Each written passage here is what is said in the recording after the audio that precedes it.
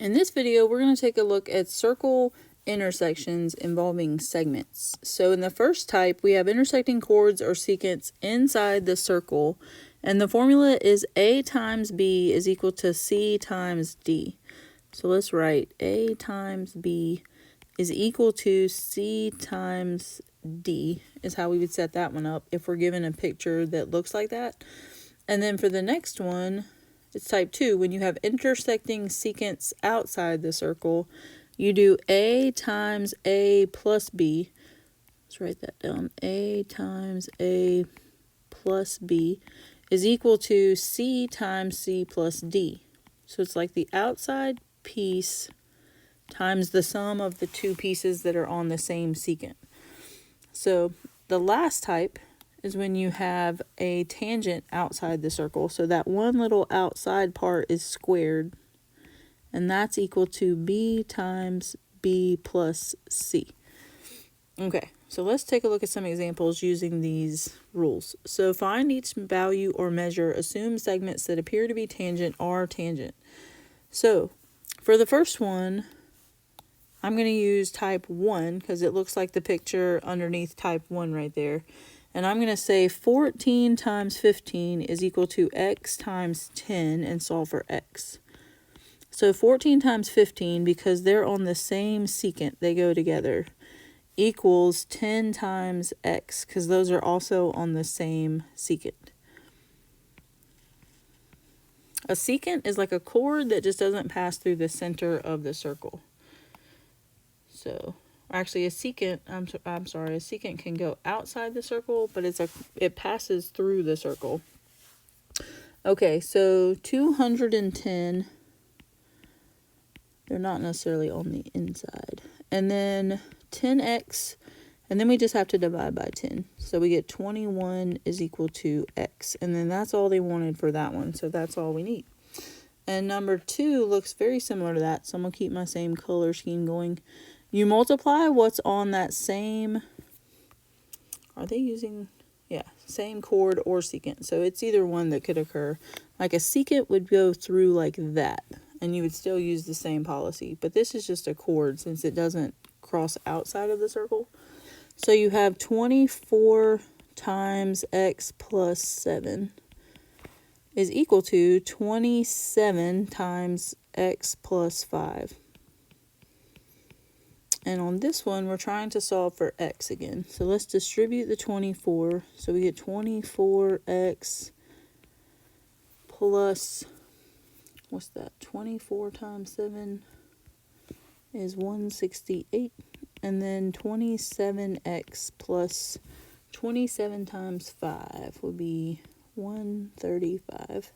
And then let's combine like terms. So we're going to move 24x over to the other side. So we get 3x plus 135.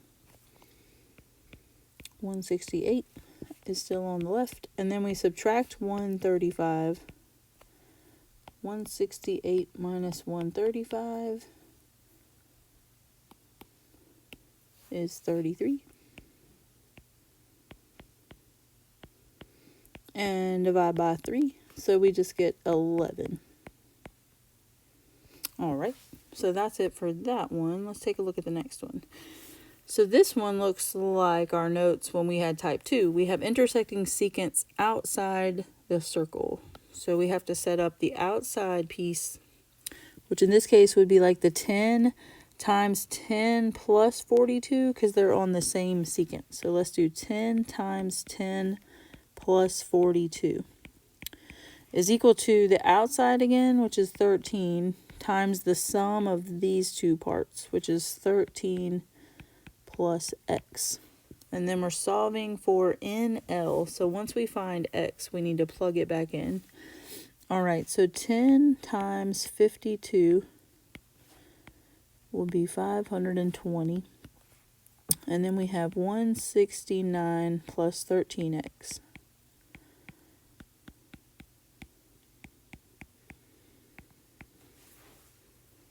Okay, so 169, let's do 520 minus 169. 351 is equal to 13x. And then let's just divide that by 13. And we get 27. But again, that's not what they were asking for, so you always have to be careful about that. They want NL, so if we go back to our picture, NL is this whole secant. So that would be x, which we now know is 27, plus the 13, which would be 40. And that is our answer. So we just needed x to plug back in and get what they were asking for. For number 4, they just want you to solve for x. And this one looks like the same type, where you multiply the outside times the sum of these two pieces. So 8 times 8 plus 3x plus 4 equals this outside piece times the sum of them. So that would equal 7 times 7 plus 5x plus 2. Okay. So then we have 8 times 3x plus 12, which is 24x plus 96. And that is equal to 7 times 5x plus 9. And that would give us 35x plus 63. All right, so if we subtract 24x, we get 96 is equal to 11x plus 63. Then let's subtract 63, so we get 33 equals 11x. Divide by 11. So we finally get 3 equals x, and that is all they needed for this one. Let's see, where is number 5? Number 5 looks like type 3. So it has the little tangent piece that's outside the circle intersecting with the secant that goes through the circle.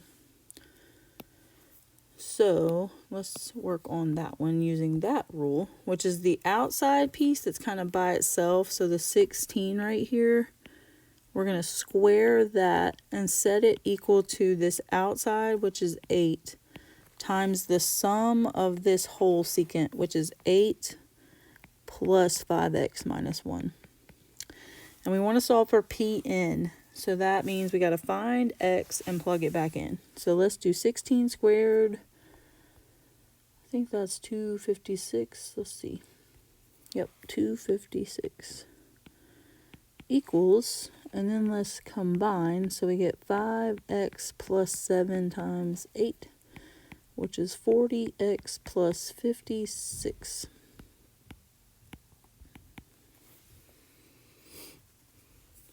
So then we could subtract 56 from both sides, and we get 200 equals 40x.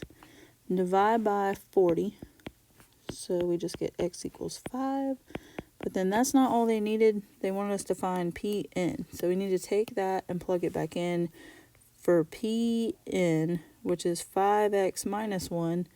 We now know x equals 5, so 5 times 5 minus 1 is 25 minus 1, which is 24. So our final answer is Pn equals 24.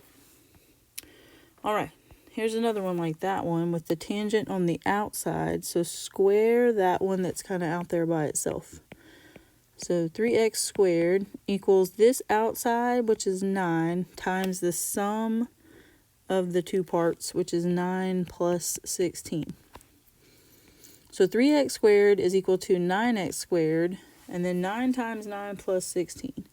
That'll be 9 times 25.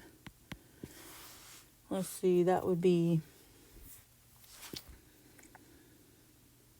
225. And then we could divide by 9. So 225 divided by 9. Oops, let's try that again.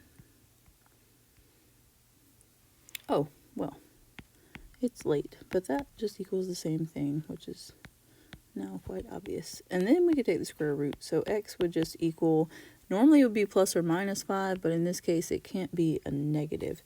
And so if we're just solving for x, that is all that we need for that one. Okay, Number 7 says solve for x. So this is the type that's like type 1. Let me see if I'm grabbing the right color. I think that was purple. I'm trying to keep it color coded. So it looks like type 1 where you just have like an X in the middle of your circle. That's kind of how I look at that one. Okay, so let's do the two that are on the same chord. So x minus 1 times x plus 6 have to be multiplied together. And then these two have to be multiplied together. So that's 12 times 10.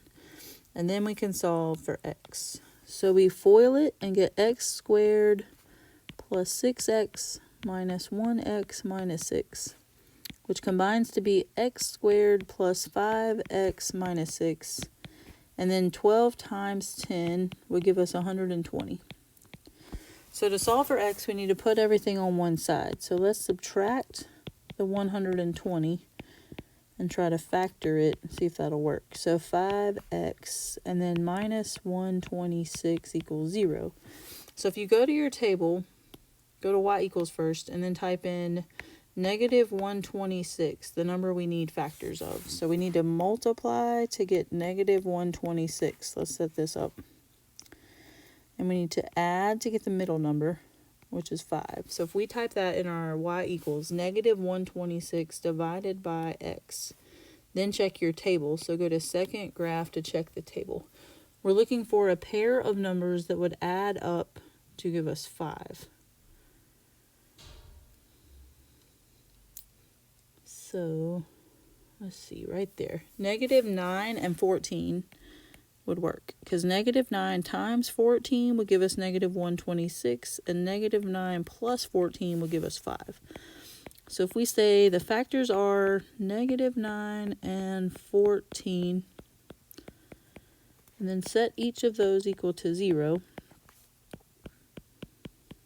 and you could do quadratic formula, it just would take you longer. Factoring is definitely a more efficient method when you can do it that way. So x could not be negative 14 because that would not make sense right there or right there. So that one is out. But x equals 9 does make sense, so we'll keep that one. Okay, here's another one. This one looks like type 2, which I believe we used orange. So let me switch back.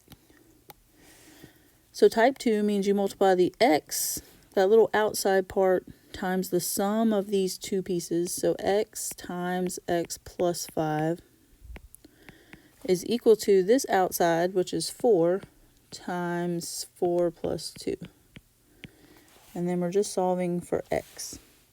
So if I distribute, I get x squared plus 5x. And then that's 4 times 6, which would just be 24. Let me just do it that way. All right, so then if we move everything to one side and try to factor it again, that would probably be the best way to do it. So I'm just going to subtract 24, and then I need to figure out numbers that will multiply to give me negative 24 and add to give me 5. So let's see, we could do our calculator trick again if you want, or you could just think about it. So negative 24 divided by x. Second graph is your table. My window sometimes acts funky, so I'm going to make sure it's back to normal. And then we need numbers that will add to be 5. Let's see. Negative 3 and 8 would work. So negative 3 times 8 gives us negative 24. And negative 3 plus 8 would give us 5. So our factors would be x minus 3, x plus 8. And then you could set them equal to 0. So if x minus 3 equals 0, and x plus 8 equals 0, x equals 3, and x equals negative 8. But again, keep in mind, negative 8 would not make sense with this figure. So x could just equal 3. And then is that it for the example?